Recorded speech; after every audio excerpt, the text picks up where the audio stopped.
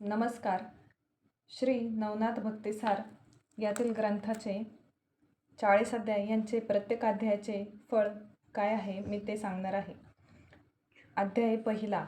याच्या नित्य वाचनाने वा केवळ श्रवणानेही घरातील संबंध बाधा त्रासून निघून जाते. अध्याय दुसरा. अपार धनाची प्राप्ती होते. अध्याय तिसरा. शत्रूंचा नाश होतो. अध्याय चौथा. कपट कारस्थाने बंद पडून शत्रूचा नाश होईल व निरंतर शांती लाभेल. अध्याय पाचवा. घरात पिशाच्च संचार होणार नाही, ते घरात असतील तर त्रासून निघून जातील. अध्याय सहावा. शत्रूच्या मनातील कपट दूर होऊन तो सेवक बनेल. अध्याय सातवा. चिंता व्यथा दूर होऊन जखिनीचे भय असल्यास तेही दूर होईल. अध्याय आठवा. परदेशी गेलेला मित्र परत येऊन भेटेल व चिंता व्यथा दूर होईल. अध्याय नववा. 14 विद्यांचे ज्ञान होईल. अध्याय 10वा.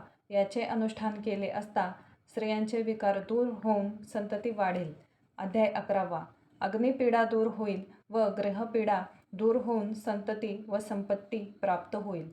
अध्याय 12वा. देवतांचा क्षोभ दूर होऊन त्या सुख देतील. अध्याय 13वा.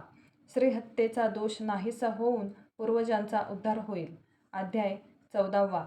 कारागृहातून मुक्तता होईल. अध्याय 15वा. घरची बाहेरची भांडणे बंद होऊन सुख शांती लाभेल. अध्याय 16वा. दुःस्वप्नांचा नाश होईल. अध्याय 17वा. योग मार्गात प्रगती होईल व दुष्टबुद्धी नष्ट होऊन पाठक सन्मार्गाला लागेल. अध्याय 18वा.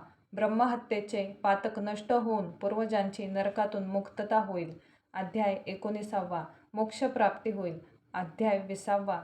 वेळ दूर होईल, प्रपंच सुखाचा होईल. अध्याय 21वा. गोहत्येचे पातक दूर होऊन तपोलोकाची प्राप्ती होईल. अध्याय 22वा. पुत्राची इच्छा असणाऱ्यास पुत्र होईल व तो विद्यावंत होऊन विद्वज्जनात मान्यता प्राप्त करेल. अध्याय 23वा. घरात विपुल सुवर्ण राहील. अध्याय 24वा. बालहत्येचा दोष दूर होऊन वांझ स्त्रियांना पुत्रप्राप्ती होऊन तो पुत्र सुखात नांदेल. अध्याय 25वा. दुसऱ्याचे शाप बाधणार नाहीत, मानवाशिवाय अन्य जन्म मिळणार नाही, तसेच आरोग्य लाभून पतिव्रता स्त्रीची प्राप्ती होईल व गुणीपुत्राचा लाभ होईल. अध्याय 26वा. कुळात कुणाची हत्या झाली असेल तर तो दोष नाहीसा होईल, मुले शत्रुत्वाने वागणार नाहीत.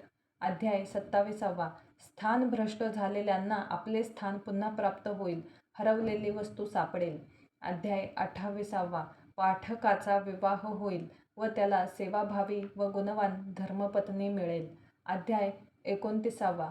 क्षयरोग दूर होऊन त्रिताप नष्ट होतील. अध्याय 30वा. चोराच्या दृष्टीला बंधन पडेल.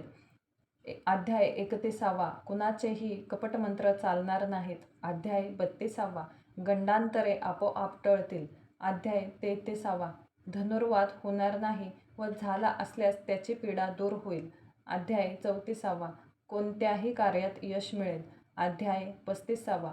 पोटी महासिद्धाचा जन्म होईल व त्याच्या योगे 42 पिढ्यांचा उद्धार होऊन लोक त्याची स्तुती करतील. अध्याय 36वा.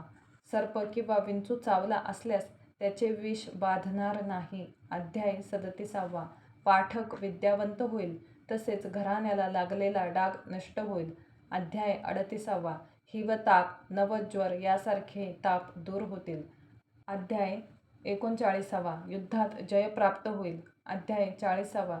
यश, श्री, ऐश्वर्य, पुत्र, पौत्र इत्यादी सर्व गोष्टी प्राप्त होतील. ओम चैतन्य गोरक्षनाथाय नमः. ओम चैतन्य नवनाथाय नमः.